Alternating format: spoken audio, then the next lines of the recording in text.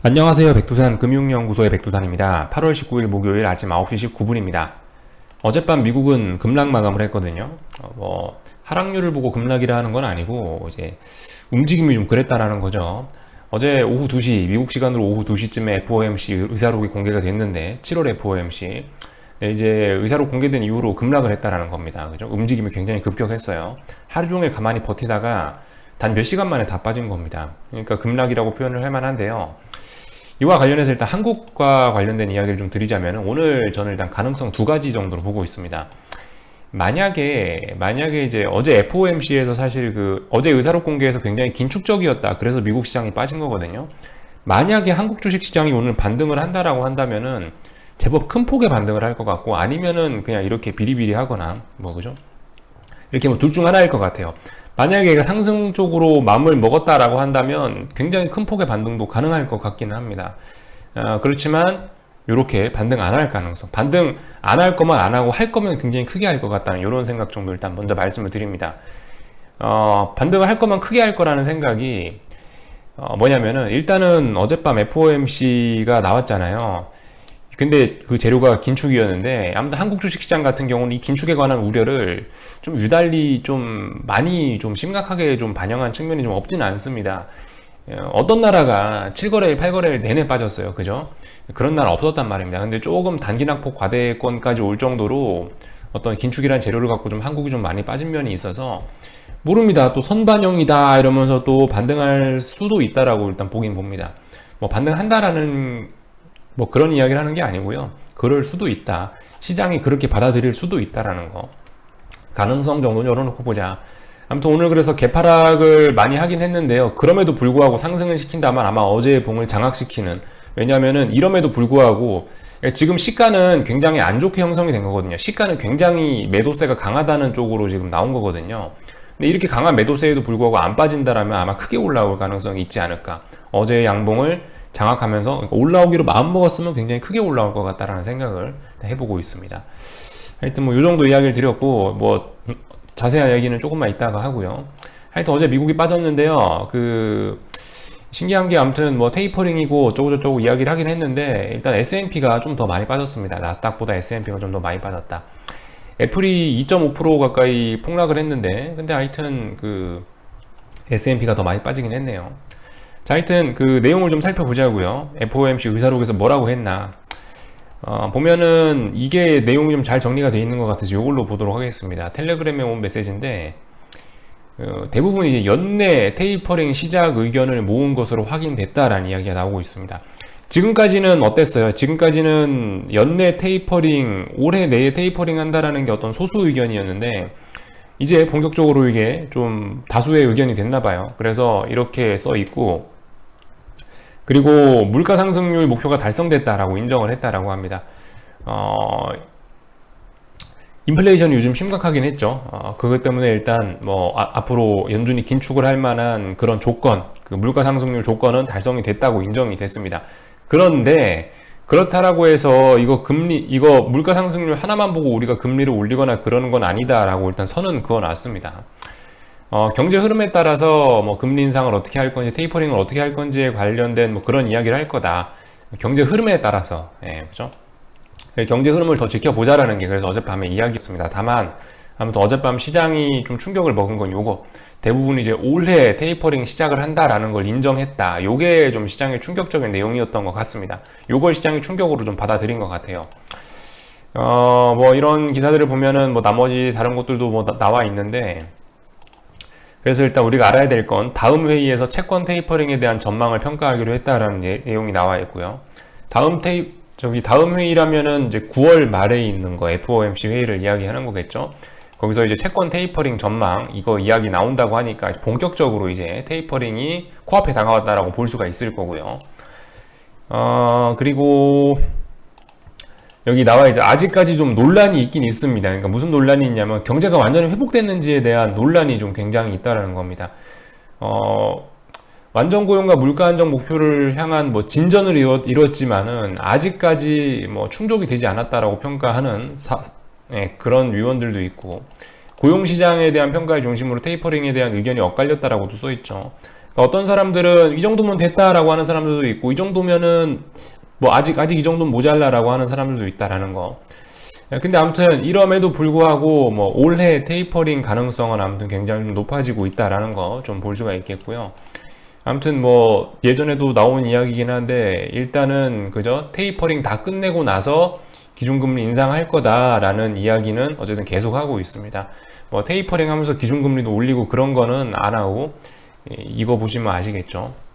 하여튼 테이퍼링 다 끝난 다음에 기준금리 인상할 거다, 뭐 이 정도 이야기를 했습니다.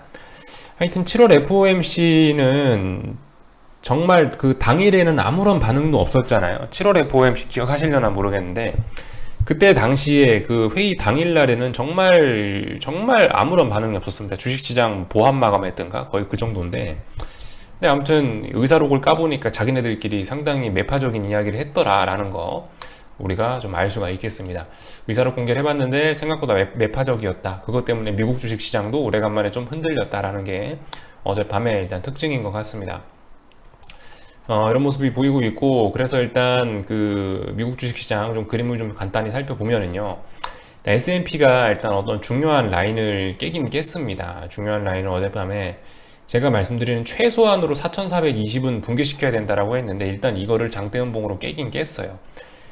긴축이라는 재료를 가지고 일단 깨긴 깼는데, 개인적으로는 아마 이제 오늘 밤쯤에 다시 한번 확인은 할 것 같습니다. 이 자리 한 번에 이렇게 깨지는 않거든요. 보시면 깨더라도 며칠 정도 이렇게 테스트 과정을 거치기 마련이거든요. 그러니까 아마 오늘 밤 정도 확인을 할 것 같아요. 이 진짜 깬 거 맞아 라고 하면서 확인을 할 건데, 자신 있으신 분들, 숏에 자신 있으신 분들은 이런 자리에서 테스트할 때 못 넘는다는 가정을 하고 뭔가 한번 사볼 수 있겠죠. 그렇게 접근하실 수 있을 것 같다라는 의견 정도 일단 한번 드려보고요. 나스닥 같은 경우도 어제 이제 살짝 턱걸이로 중요한 자리를 깨긴 깼습니다. 중요한 자리를 깨긴 깼는데 아직 완전히 깨고 그런 건 아니죠. 아무튼 미국 시장 숏을 진입하실 분들은 이제 오늘 밤에 좀 고민을 좀 해보셔야 될 것 같습니다. 오늘 밤에도 뭐 어떤 이런 선들을 다시 안착하려고 시도를 할 텐데, 이 시도가 실패를 할 경우에는 그죠, 숏이 좀 터질 수가 있겠다라는 생각 해볼 수가 있겠습니다. 자, 오늘 밤에 미국 시장 숏 보시는 분들은 조금 좀 그죠, 조금 좀 피곤하실 것 같고, 하여튼 조금 지켜보셔야 될 것 같고요. 이 변동성 지수는 결과적으로 이게 이렇게 터져버리네요. 뭐 사실 이 정도 갖고 터졌다라고 이야기하기는 좀 어렵습니다. 물론 뭐 제가 이야기하는 변동성이 터진다라는 건 최소 빅스 뭐 40, 50 뭐 이 정도까지 올라가는 게 이제 변동성 터지는 건데, 아무튼 뭐 아직까지는 일단 변동성 지수가 그 박스권 안에 있는 겁니다. 아직까지는 대충 박스권 안에 있는 거예요. 여기서 이제 변동성이 이제 다시 감소하면서 박스권을 그릴지, 아니면 여기서 이제 다이렉트로 또 슈팅을 줄 건지 어떻게 될 건지는 일단 좀 지켜봐야 될 문제인 것 같습니다. 일단 아무튼 중요한 자리까지 왔네요. 그래서 오늘 밤이 미국 주식시장에 있어서 좀 중요한 날이 될 것 같긴 해요. 그러니까 추가적으로 주식시장이 하락하면서 이제 변동성이 좀 더 살아날 거냐, 아니면은 다시 변동성이 죽이면서 이 박스권 안으로 들어갈 거냐라는 거를 좀 고민을 할 것 같습니다. 그죠?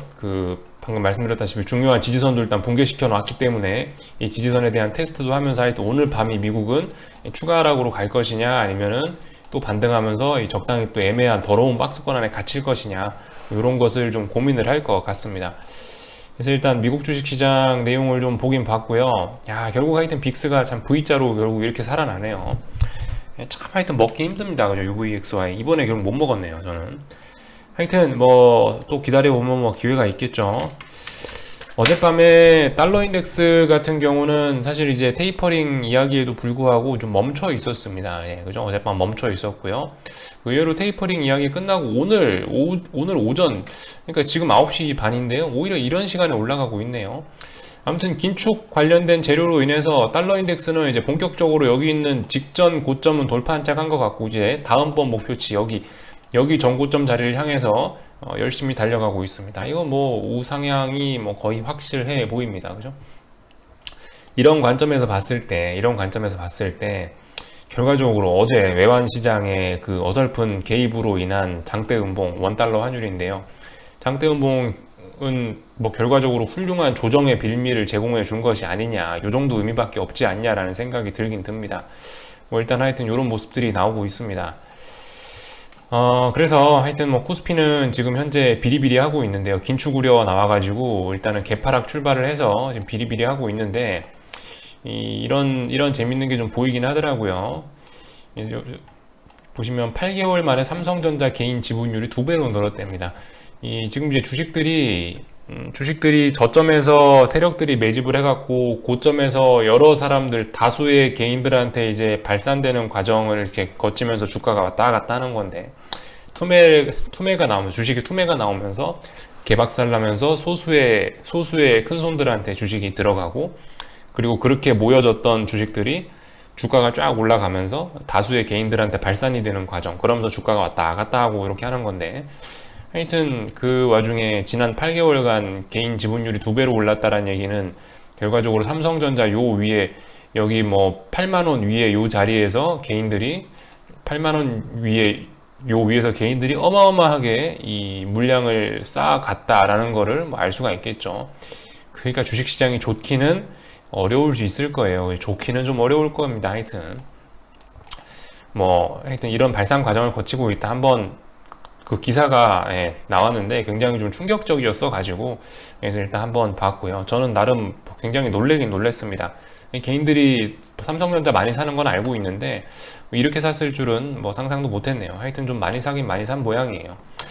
이런 소식들을 말씀드렸고, 하여튼 오늘 이제 제가 좀 전에 겁나게 많이 오르거나 아니면은 그냥 이렇게 비리비리 하다가 끝나거나 반등도 못하고 끝나거나 라고 말씀을 드렸는데, 어쨌든 뭐 두 가지 가능성이 있긴 있는 겁니다. 그죠? 오늘 보시면 어쨌든 테이퍼링이라는 재료 때문에 좀 아침에 개파락폭이 좀 심하긴 심했단 말이에요. 선물 보시면은 어제 시가도 붕괴시켰잖아요. 어제 시가가 얼마입니까? 선물이 시가가 11.3인데요. 근데 오늘 시가가 10.4거든요.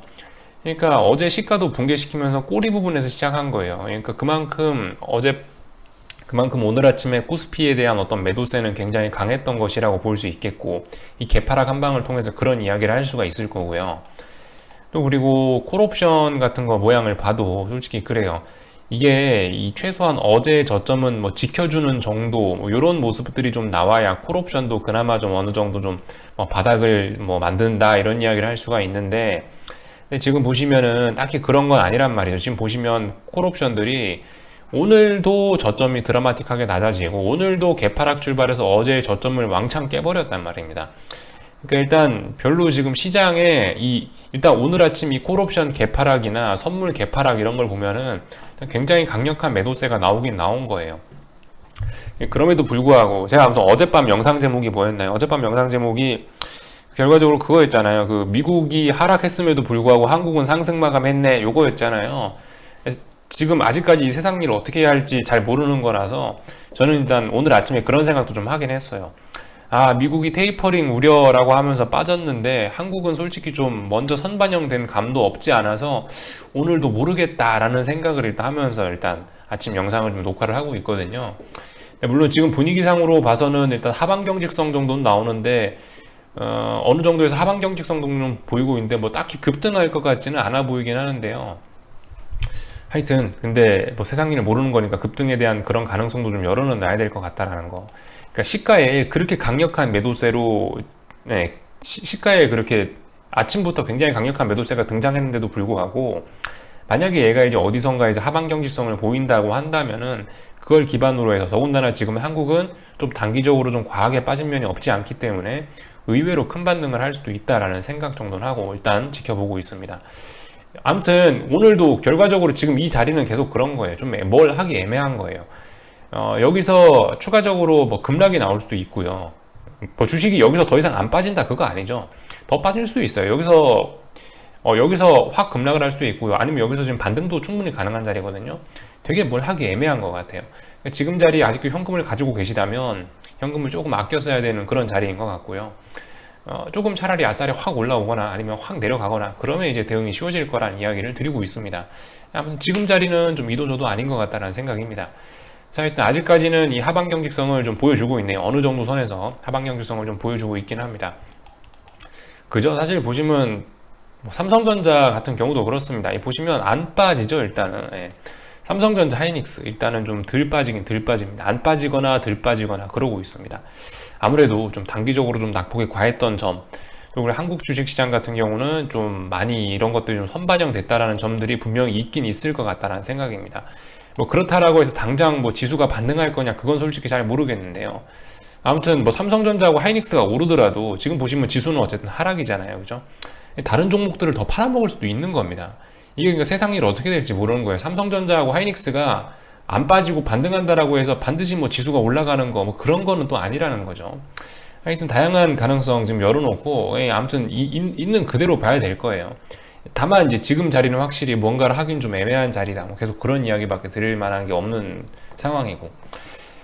그 와중에 아무튼 원달러 환율 같은 경우는 뭐 적당히 뭐 잘 계속 힘 빼야 될 때도 힘 빼고 힘 줘야 될 때도 힘 주고 뭐 그러면서 잘 가고 있고요. 저는 하여튼 그래서 그냥 뭐 지켜볼 뿐입니다. 뭐 딱히 뭐 할 거 없고 그냥 뭐 계속 지켜보고 있어요. 네. 하여튼 오늘 가능성 둘 중 하나일 것 같아요. 긴축 쇼크 세게 의식하거나 아니면 뭐 크게 오르거나 둘 중 하나일 것 같습니다. 차라리 개인적으로는 좀 올랐으면 하는 생각이 있긴 있어요. 만약에 이제 지금 이렇게 되면은, 만약 오늘 이렇게 마감한다라고 치면요, 대략적으로 한 2거래일, 3거래일 정도 여기 어디서 쉰 꼴이 되거든요. 그렇게 되면은 이제 자연적으로 다음번, 만약 이렇게 마감했다라고 가정을 하면요, 그렇게 되면 이제 다음번에 하락을 하면 이제 굉장히 크게 빠져야 될 겁니다.